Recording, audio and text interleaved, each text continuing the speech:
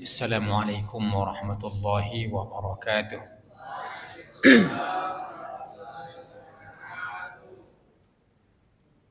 Alhamdulillahi rabbil alamin. Wassalatu wassalamu ala asyrafil anbiya'i wal mursalin nabiyina Muhammadin wa ala alihi wa sahbihi ajma'in. Rabbi shrah li sadri wa yassir li amri wahlul 'uqdatam min lisani yafqahu qawli. Sidang jamaah pengajian maghrib yang sama-sama berbahagia. Dalam kehidupan kita pastilah pernah kita mengalami yang namanya menyesal. Tidak ada di antara kita dalam kehidupan dunia ini yang tidak pernah mengalami yang namanya penyesalan.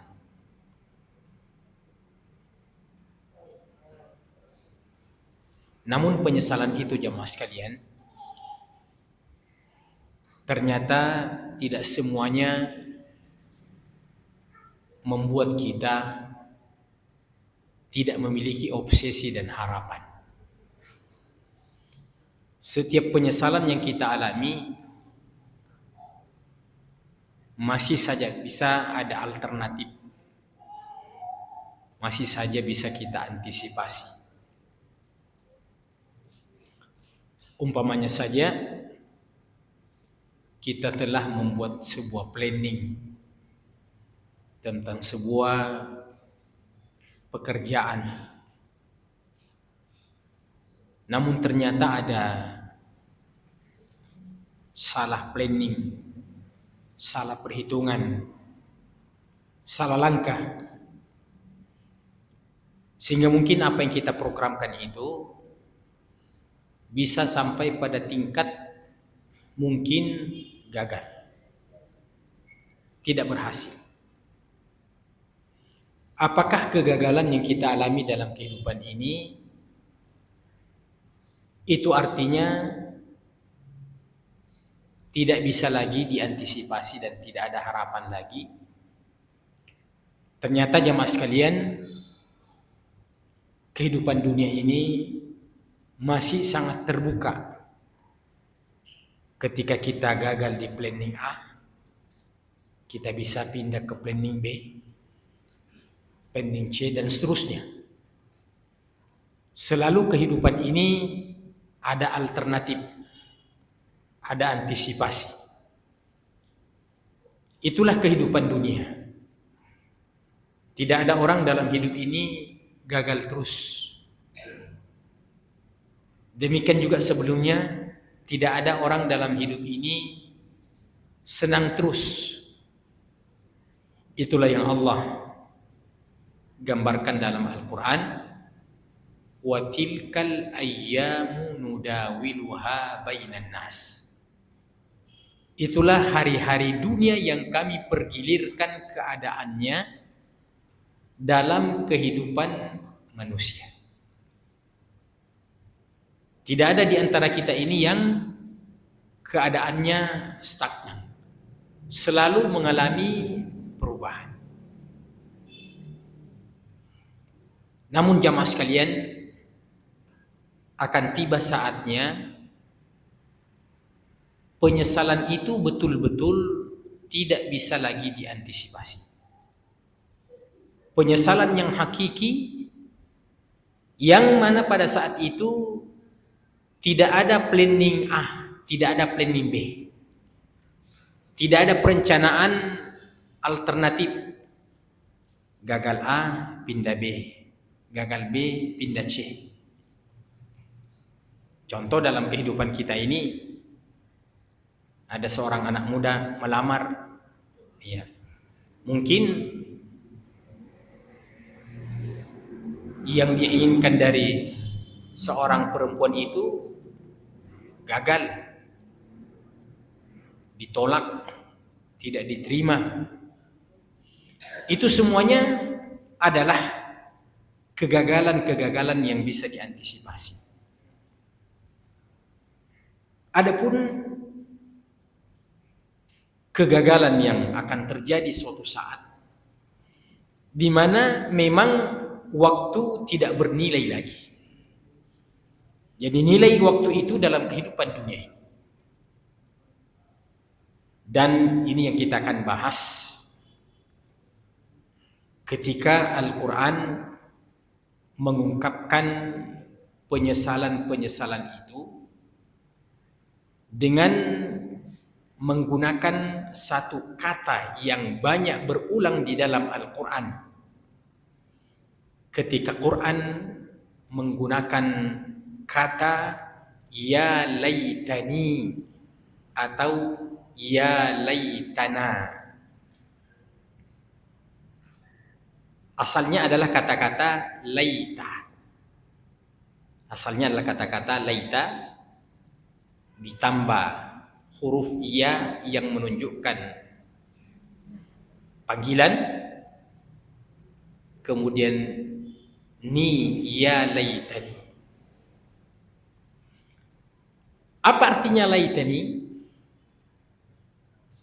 Adalah sebuah ungkapan yang sebenarnya berharap, tapi pada dasarnya tidak lebih daripada sebuah angan-angan. Jadi orang yang mengucapkan itu adalah sebenarnya berharap, bercita-cita, berobsesi.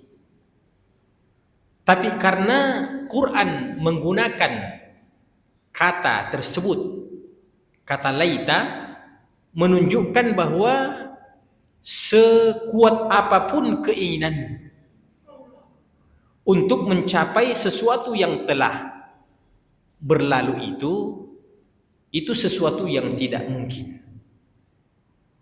Namanya harfu tamannin, sebuah huruf yang digunakan untuk mengungkapkan sebuah keinginan, tapi sebenarnya tidak lebih daripada sebuah angan-angan.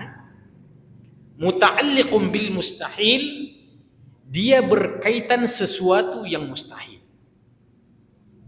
Jadi kalau orang Arab menggunakan kata-kata laita, itu artinya sudah tidak ada harapan. Iya, mungkin dalam pepatah klasik kita, ya, tapi sebenarnya itu belum tepat untuk digunakan kata laita di situ. Iya, pamannya kita mengatakan nasi sudah jadi bubur. Nah, itu pepatah klasik kita. Nasi sudah jadi bubur. Iya. Kalau jadi bubur kan masih bisa dimakan. Iya. Malah kalau jadi bubur Manado, wah enak. Iya. Tinggal ditambah lagi apa-apa lagi. Iya. Tapi itulah ungkapan dalam bahasa kita yang maknanya kira-kira sesuatu yang sudah tidak mungkin, Pak. Tapi selama namanya dunia, mungkin bisa. Ya. Mau nasi jadi apa? Bisa. Iya. Nasi sudah jadi kerak. Iya. Sekarang sudah anak-anak belakangan tidak kenal itu namanya kerak nasi ya. Karena sudah rata-rata pakai rice cooker, ya. Kalau dulu kita itu ada kerak nasi, Pak. Karena pakai panci. Ya, di kampung pakai kayu, ya. Enak kerak nasi itu. Iya. Tapi ketika Quran mengatakan ya laitani, itu menunjukkan sesuatu yang memang berharap, berobsesi, mudah-mudahan bisa begitu, tapi Quran mengatakan laitani, duhai andaikan. Nah, saya kasih contoh. Ini belum ayatnya. Dalam salah satu bait syair orang Arab, ini sudah sering saya ungkap di sini. Orang Arab mengatakan, ya laitash syababa ya'udu yauman. Andaikan masa muda itu bisa kembali lagi. Jadi orang Arab itu menggunakan kata ya laita, andaikan bisa. Sebenarnya ada di atasnya kata-kata laita itu yang andaikan harapan itu sesuatu yang masuk akal. Ketika Quran menggunakan kata-kata la'alla, itu juga bermakna mudah-mudahan. Iya. La'allaka tushfa, mudah-mudahan kau sembuh. Iya. Tapi kalau sudah menggunakan kata-kata laita, itu menunjukkan sesuatu yang tidak bisa lagi diantisipasi. Kita umpamanya melihat burung. Laitali janahun fa'atiru bi janahiyya. Duhai andaikan saya bisa memiliki sayap, saya akan terbang dengan menggunakan sayap saya. Itu kan sesuatu yang mustahil. Tapi kehidupan dunia ini kita katakan bisa, Pak, bisa. Iya, memang kita tidak bisa terbang seperti burung-burung, tapi kita bisa naik pesawat. Iya. Mari kita mencicipi ayat-ayat yang disebutkan di dalam Al-Quran. Pertama, jemaah sekalian, di dalam surah An-Nisa ayat 73. Allah berfirman, ya laitani kuntu ma'ahum fa'afuza fawzan 'azima. Dalam surah An-Nisa, ya laitani kuntu ma'ahum fa'afuza fawzan 'azima. Ini kejadian di hari kemudian semua. Semua yang saya sebutkan ayat-ayat ini adalah kejadian di hari kemudian kelak nanti. Jadi Allah akan gambarkan bahwa akan ada manusia yang mengucapkan kata-kata ini di hari kemudian nanti. Ya laitani kuntu ma'ahum fa'afuza fawzan 'azima. Andaikan dulu aku bersama dengan mereka. Ya laitani kuntu ma'ahum. Andaikan dulu aku bersama dengan mereka. Bersama dengan mereka siapa? Bersama dengan rombongan orang yang baik-baik. Bersama dengan rombongan orang-orang soleh. Bersama dengan rombongan orang-orang yang selalu memilih jalan kebaikan. Ya laitani kuntu ma'ahum. Andaikan aku dulu bersama dengan mereka, bergabung dengan mereka. Iya.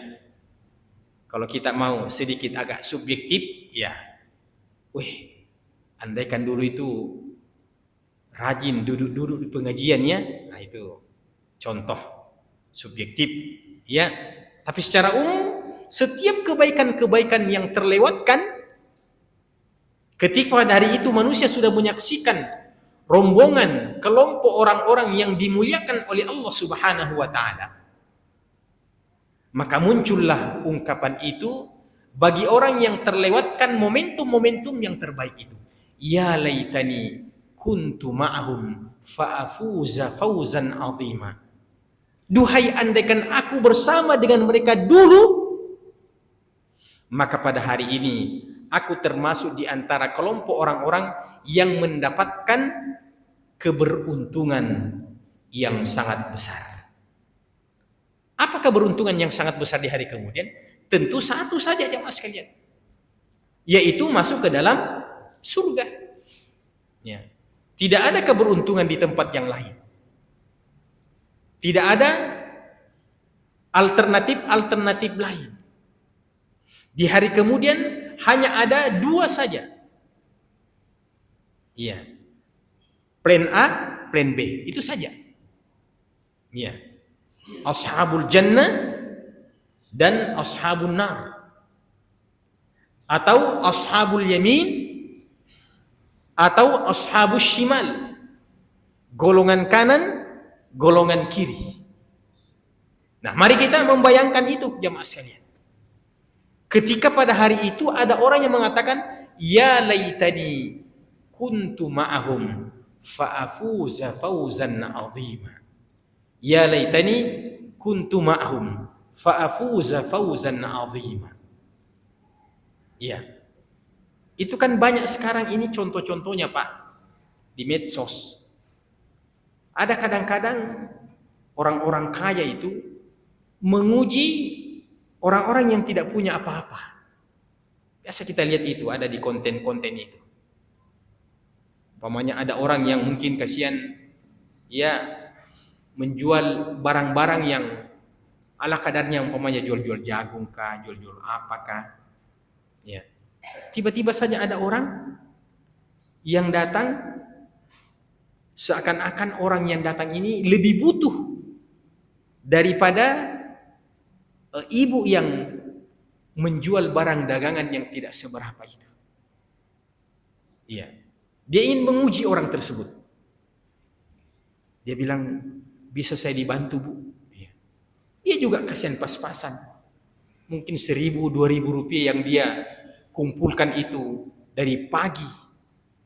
Dalam keadaan seperti itu, tiba-tiba ada orang yang datang. Iya, orang-orang kaya biasanya itu. Dia bilang, bisa saya minta, tolong mungkin kasih 10.000, kasihan. Iya. Ternyata orang ini, Masya Allah, dengan tanpa mengetahui latar belakang ini bahwa dia menguji. Dia kasih betul, Pak, dia kasih. Mungkin dia kasih ala kadarnya. Iya, karena tidak banyak dia punya. Dia kasih 10.000, Pak. Iya. Ada biasa itu. Akhirnya kita yang nonton itu bisa terharu meneteskan air mata. Karena orang itu berhasil dalam ujian. Dia memberikan pada orang padahal dirinya sendiri yang tidak mencukupi. Akhirnya orang kaya itu ternyata dia cuma mau nyumbang, Pak. Dia kasih kembali itu uangnya yang dia kasihkan. Kemudian dia kasih uang mungkin bagi orang itu sesuatu yang tidak terbayangkan. Ya, bagi orang yang tidak pernah pegang uang sampai 1 juta, Pak. Ya, yang mungkin hanya 10.000, 20.000 dalam per hari. Tiba-tiba datang orang yang menghadiahkan uang 1 juta. Ya. Jangan dibandingkan dengan kita ini yang punya uang 10 juta. Ya. Tapi kembali kepada keadaan orang itu, maka mungkin orang itu mengatakan, Masya Allah, untungnya saya memberikan kepada orang ini. Ternyata dia juga cuma mau menguji saya. Nah, andaikan kita tahu bahwa orang ini cuma menguji, kita mau andaikan ada orang yang datang kepada kita berpura-pura meminta. Ya. Tapi yang penting pada akhirnya nanti dia kasih kita lebih banyak. Dia kasih kita lebih banyak.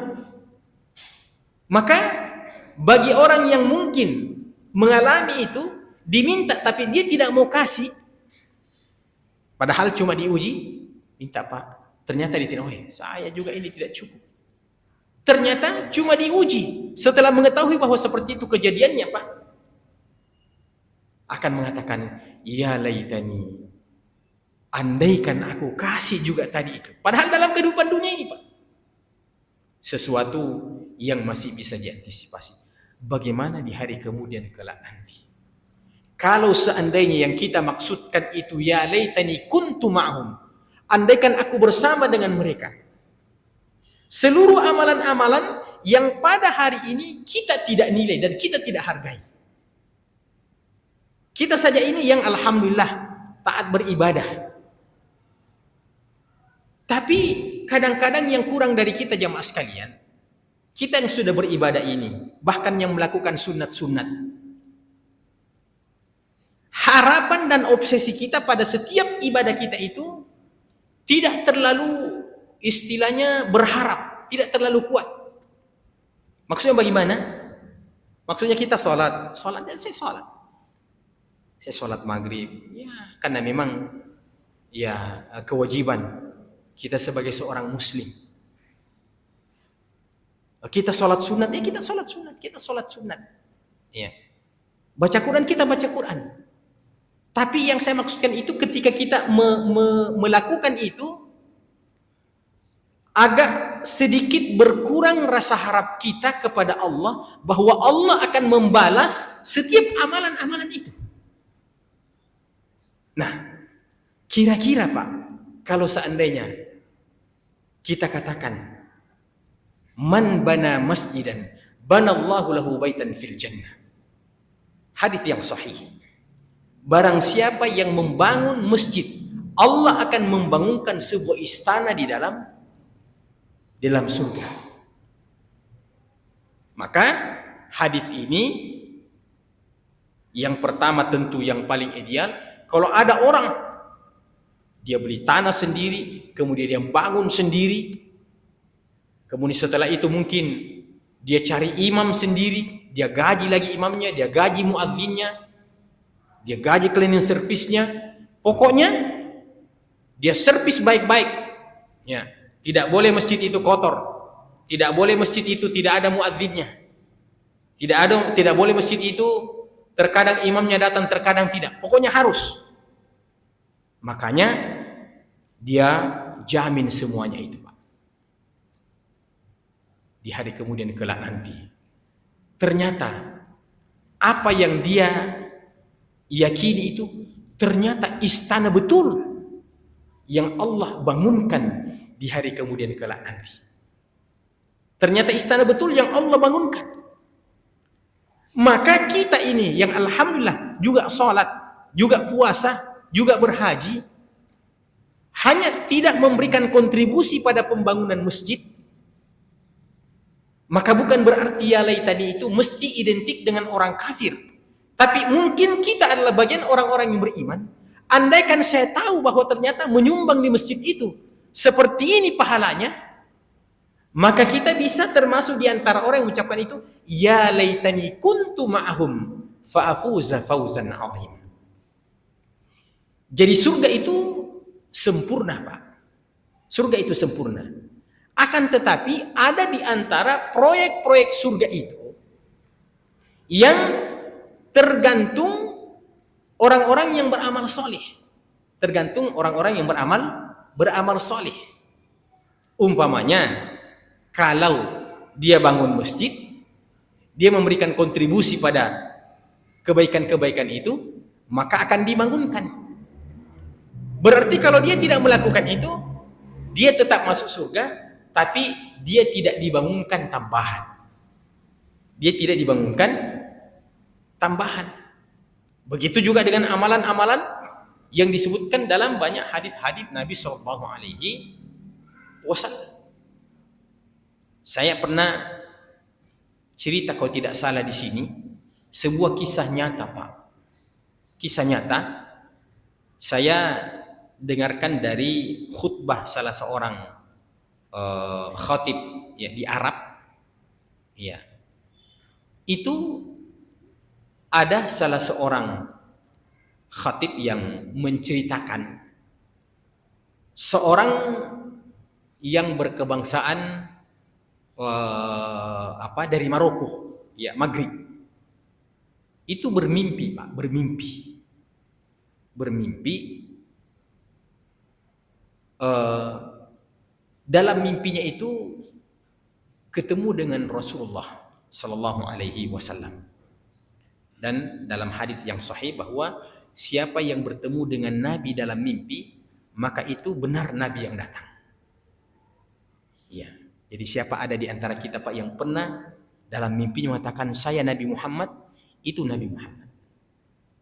Nah, asal jangan suka sembarang mengaku-ngaku, bilang, wih, pernah kak tahun lalu Ustaz mimpi. Ya, nah, itu perlu dicek itu. Siapa tahu ya sambaran dia bilang. Dan biasanya orang begitu tidak suka cerita, Pak. Orang yang begitu tidak suka cerita. Paling dia ceritakan orang, paling khususnya mungkin istrinya. Ya. Tidak mungkin dia khutbah bilang 3 malam yang lalu saya ketemu dengan Rasul dalam mimpi saya. Diragukan itu. Tapi ini kan ada maslahat di dalamnya. Diceritakan orang ini bahwa dia bermimpi bertemu dengan Rasulullah. Apa wasiat Rasulullah SAW? Rasulullah bermimpi untuk orang tersebut, orang Maroko itu, agar dia pergi ke Mekah mencari seorang orang Mekah namanya Fulan bin Fulan dan gembirakan dia dengan surga. Ini bukan cerita sahabat, Pak, cerita pada hari ini. Ya kira-kira 1 tahun yang lalu saya pernah nonton itu. Nah, singkat cerita Pak, 2 kali dalam mimpinya itu Rasulullah mendatanginya. Dia di Maroko pada waktu itu. Tapi karena dia anggap ini merupakan ilham insya Allah. Dan ini amanah dari Rasulullah SAW. Maka dia jual beberapa asetnya, dia pergi umrah. Ya. Dia pergi umrah, tapi sebenarnya tujuan utamanya adalah pergi mencari tahu dan menyampaikan kepada orang itu bahwa Rasulullah mengatakan kepada saya, gembirakan orang itu dengan surga insya Allah. Berangkatlah dia ke Mekah pada waktu itu Pak. Sampai di Mekah melakukan umrah, ya, tawaf, sa'i, tahallul, selesai. Nah, ini cuma bermodalkan namanya itu orang Pak. Bayangkan mau cari satu orang di Mekah, ya, tidak ada mapnya, ya, cuma bermodalkan nama, ya. Coba bayangkan Pak, kalau umpamanya cari saya di Masjid Ar-Rahman, ini di mana Ustaz Bahunda ya, gampang kok di sini Pak. Semua kenal saya yang salat Masjid Ar-Rahman. Ini satu Mekah. Berhari-hari dia telusuri Pak, berhari-hari dia telusuri itu. Ya, begitu ceritanya. Ya, singkat ceritanya, akhirnya dia dapat orang itu. Dia dapat orang itu bahwa inilah rumahnya. Rumah orang tersebut di Mekah. Ya. Yang mungkin ya tidak jauh-jauh amat dari Masjidil Haram. Intinya gambaran orang ini kira-kira bagaimana penampilannya ini orang ini, mungkin kayak seperti ulama besar atau bagaimana. Karena masalahnya Nabi bilang dia adalah penghuni surga. Gembirakan bahwa dia adalah penghuni surga. Istilahnya domba-domba, bagaimana ini? Assalamualaikum, assalamualaikum. Keluarlah orang itu Pak. Ketika orang itu keluar, dan ternyata memang si fulan itu yang dimaksud dalam mimpinya. Yang bermimpi ini dia menceritakan bahwa ketika saya bermimpi, ketika saya ketemu dengan orang itu, dalam hati saya itu sebenarnya agak kecewa.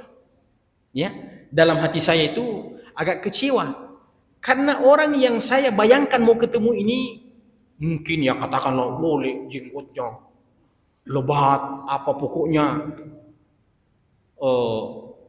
pakai tasbih umpamanya. Ya toh, gitu. Dia gambarkan seorang yang penampilannya soleh apa, tapi dia lihat orang ini, waduh, kayak seperti pandang enteng.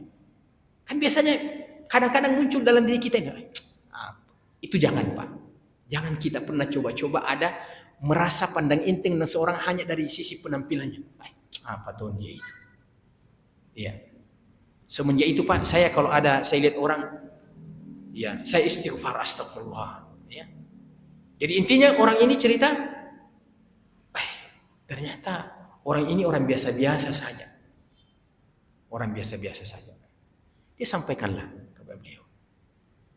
Dia bilang, terus terang saya datangi dari Maroko. Saya jual asetnya bukan tujuan untuk umrah, ya, untuk mau ketemu dengan Anda.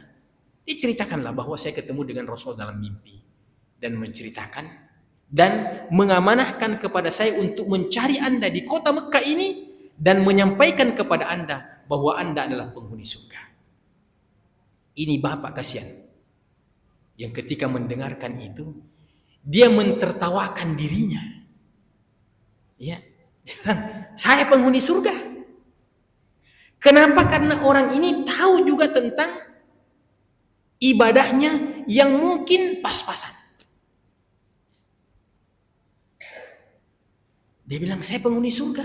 Dia bilang, demi Allah, saya datang ini untuk menyampaikan kepada Anda. Yang diketemukan ini, ya kira-kira kurang lebih sama, jangan kau main-main belah. Main-main ini Kak. Dan tidak betul. Saya tidak main-main. Jadi akhirnya orang ini mengatakan, mohon maaf. Saya ingin bertanya pada Anda, amalan apa yang Anda lakukan? Sehingga Anda itu, Nabi bilang Anda adalah penghuni surga. Ternyata orang ini Pak, menurut keterangannya, dia menangis pada saat itu ketika menceritakan keadaannya. Sayalah orang ini yang dipandang sinis oleh orang-orang yang berada di sini. Saya orang yang dipandang mungkin paling jahat di tempat ini. Menurut pandangan tetangga-tetangga saya. Artinya kalau tanya, saya punya tetangga, saya ini orang paling buruk di sini. Tapi kok Anda datang menyampaikan bahwa saya adalah seorang penghuni surga? Dia bilang, tidak usah kau ceritakan tentang bagaimana itu. Tapi saya cuma ingin meminta pada Anda, pasti ada amalan rahasia Anda yang Anda lakukan, yang akhirnya Nabi mengatakan, kamu adalah penghuni surga. Ternyata beliau ini Pak, orang yang jarang-jarang amat menginjak Masjidil Haram. Bayangkan, sudah tinggal di Mekah, jarang pergi ke masjid Pak. Masjidil Haram lagi. Tapi dia istilahnya ya kayak mungkin ditekan. Kau cerita. Dia bilang, tidak ada saya punya amalan yang menonjol. Iya. Tapi karena Anda mendesak saya, ada satu amalan yang saya lakukan. Ini membuat penasaran ini sang tamu, orang Maroko ini. Itu yang saya mau dengarkan. Dia bilang, beberapa tahun yang lalu, ada salah seorang tetangga yang meninggal dunia. Suaminya meninggal dunia. Ya. Maka akhirnya bapak ini meninggalkan seorang anak, meninggalkan seorang istri dan beberapa orang anak. Jadi tentu keluarganya, istrinya ini jadi janda dan anaknya jadi yatim. Nah, kira-kira menurut kita Pak, tebakan-tebakan kita, apa yang dilakukan bapak ini terhadap keluarga ini? Iya. Mungkin kalau kita ini laki-laki Pak bilang, kemungkinan dia nikahi. Nah itu yang rata-rata mungkin yang ada dalam benak kita. Iya. Iya. Tapi bukan itu Pak, bukan dia nikahi. Ya. Bukan dia nikahi. Akan tetapi semenjak bapak ini meninggal, tetangga ini meninggal, kebetulan beliau ini adalah seorang karyawan, tak disebutkan juga karyawan apa, PNSK. Semenjak itu katanya, saya membagi dua gaji saya. Jadi semenjak bapak itu meninggal, saya bagi dua gaji saya, setengahnya 50% untuk saya dan setengahnya untuk ya anak dan istri yang ditinggal oleh sang suami itu. Kira-kira itu sudah beberapa tahun saya lakukan sampai hari ini, dan saya berniat untuk membantunya ya selama saya masih memiliki kemampuan. Setelah selesai jemaah sekalian, maka sang bapak ini mengajak, ya kalau begitu ayo kita pergi Masjidil Haram sholat. Tadinya orang ini katakan, duluan mikir. Ya, artinya dia tidak terkenal sebagai seorang ahli ibadah. Tapi karena dipaksa bilang, ayo kita pergi. Hanya dibilang, kalau gitu tunggu saya mandi dulu. Mandilah santuan rumah ini, diambillah pakaiannya yang paling bagus, ya biasanya kalau orang Arab pakai jubah. Baru mereka pergi ke masjid berdua.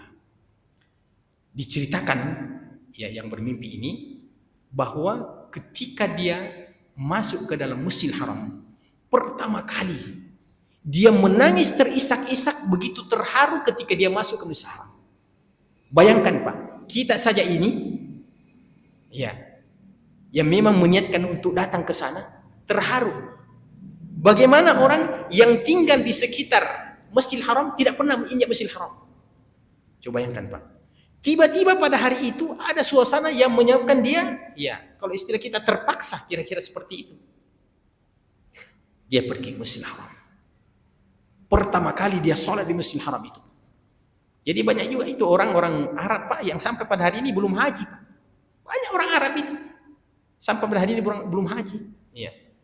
Bukan karena ketat, ya kalau pada hari ketat, ya. Tapi dulu-dulu, saya masih ingat di Madinah itu ada teman saya sudah semester terakhir, masih banyak teman-teman orang Arab itu tinggal di Madinah itu belum haji, Pak. Kenapa belum haji? Malas saja mau pergi haji. Iya. Kalau kita deh, anunya itu mubazirnya itu kok tidak pergi haji? Sama tonji kalau kita, Pak, tidak pergi sholat jamaah, begitu kira-kira. Iya. Nah, kita lanjutkan cerita tadi. Akhirnya mereka sholat, ya. Rakaat pertama, rakaat kedua. Di rakaat terakhir itulah bapak ini yang dijamin Nabi masuk surga. Di rakaat ketiga itulah pada sujud yang terakhir ternyata dia tidak bangkit dari sujudnya lagi. Setelah selesai salat orang semua assalamualaikum, assalamualaikum, tinggallah bapak ini dalam posisi sujud, ternyata inna lillahi wa inna ilaihi raji'un. Ternyata bapak ini dia meninggal dalam keadaan husnul khatimah. Dia meninggal dalam keadaan husnul khatimah. Karena jemaah sekalian, kita tidak boleh memandang enteng seseorang bagaimanapun melihat bahwa dia jauh dari agama. Selama dia seorang muslim, maka jangan pernah kita putus asa.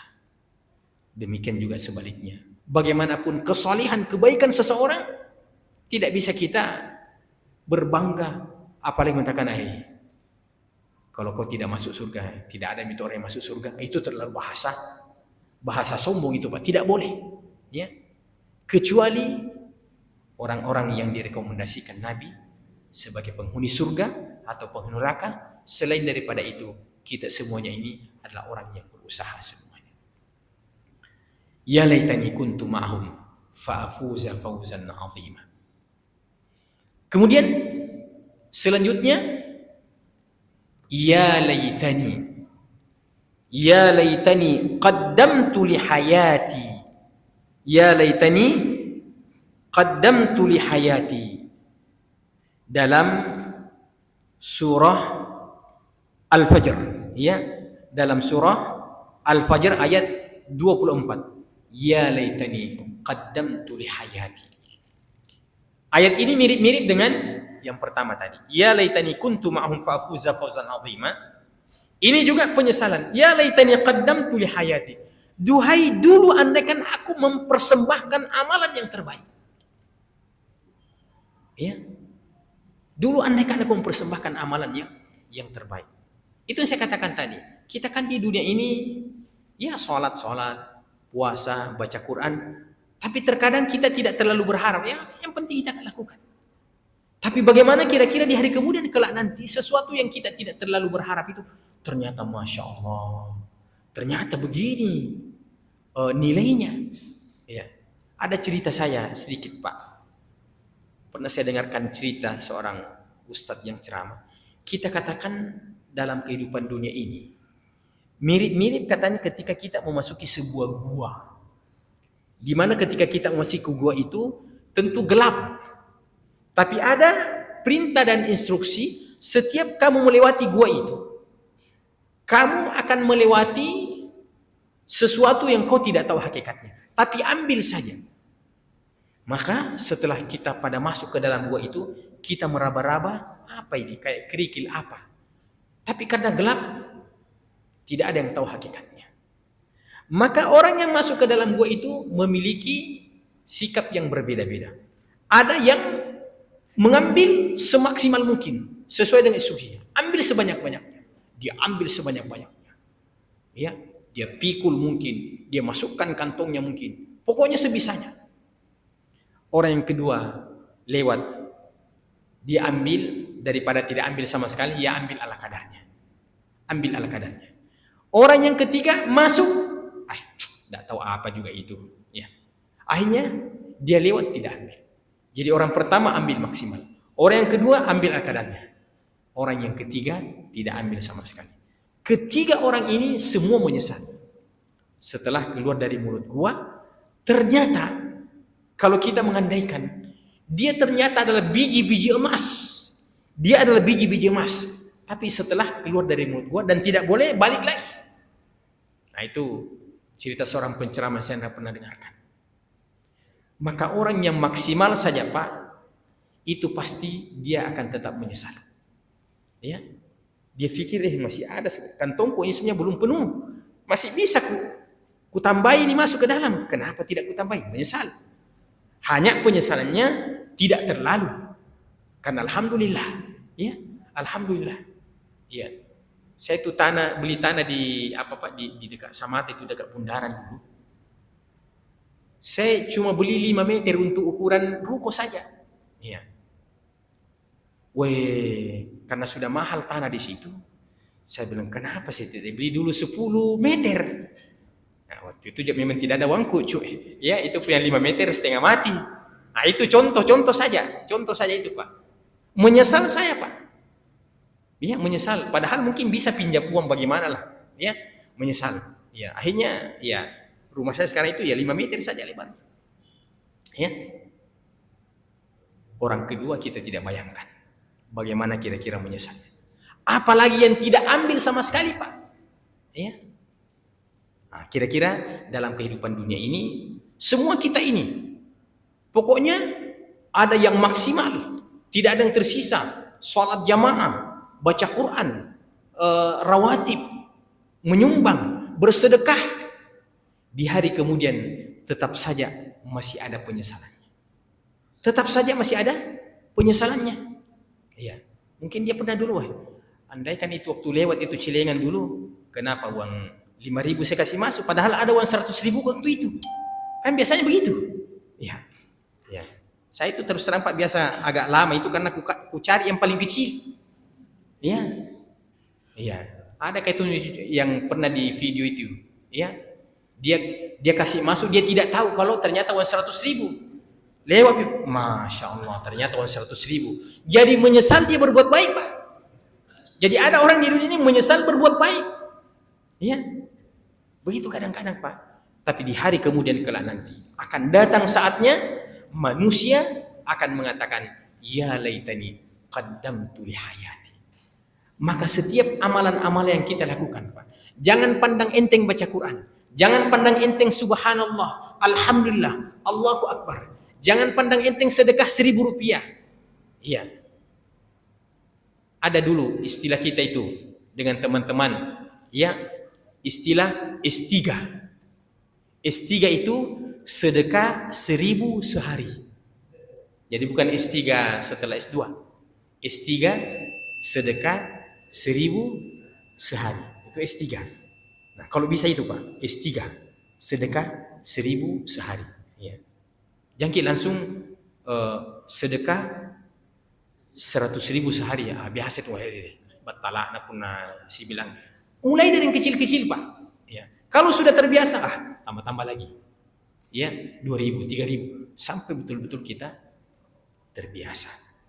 Selanjutnya dalam surah Al-Furqan, ya laitani lam attakhidh fulanan khalila. Ya laitani lam attakhidh fulanan khalila. Duhai, andaikan dulu aku tidak berteman dengan si fulan. Jadi salah satu di antara penyesalan yang bisa terjadi pada hari itu, Pak, adalah salah memilih pertemanan. Nah, dalam ayat ini Allah sebutkan khalil, teman. Tapi teman ini bisa kita kembangkan contohnya, Pak. Salah memilih teman pribadi, salah memilih kelompok, salah memilih jamaah, ya, salah memilih organisasi, salah memilih yayasan, salah memilih partai. Nah, itu juga paling penting pada hari ini, Pak. Hati-hati memilih partai, Pak. Jangan sampai memilih partai yang memusuhi Islam. Ya. Ini tidak ada kita singgung karena tidak ada kita sebut, Pak. Ya, hati-hati, Pak. Ya laitani lam attakhidh fulanan khalil. Duhai, kenapa aku pilih partai itu dulu? Hati-hati memilih menjatuhkan pemimpin. Itu masuk di dalamnya.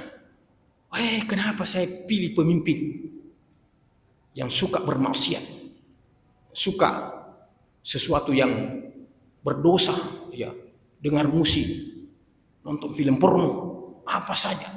Ya laitani lam attakhidh fulanan khalila. Ya, betul ini Pak.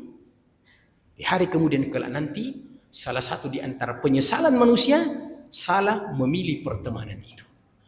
Dan semua yang ikut dan yang diikuti itu tidak ada yang bertanggung jawab, Pak. Semua yakin tidak yang bertanggung jawab.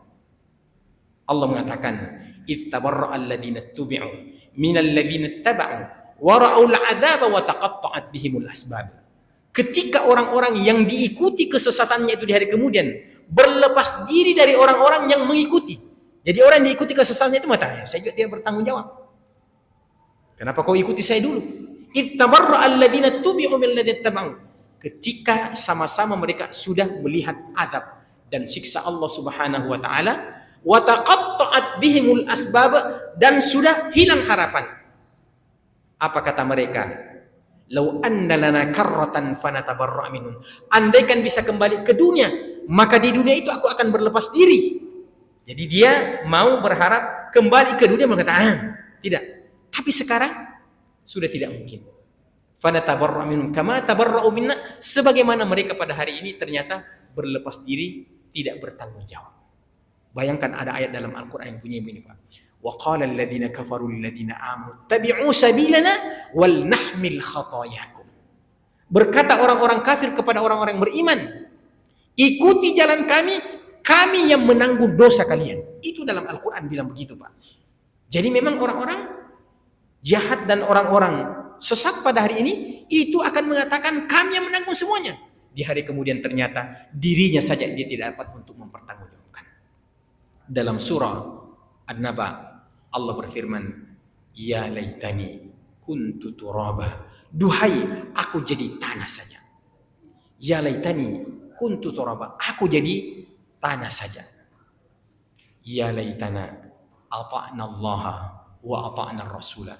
Duhai ya Allah, andaikan di dunia aku taat Allah dan taat Rasulnya. Maka kita ini Pak, taat Allah dan taat Rasulnya itu akan menjadi sebuah kebanggaan di hari kemudian kelak nanti.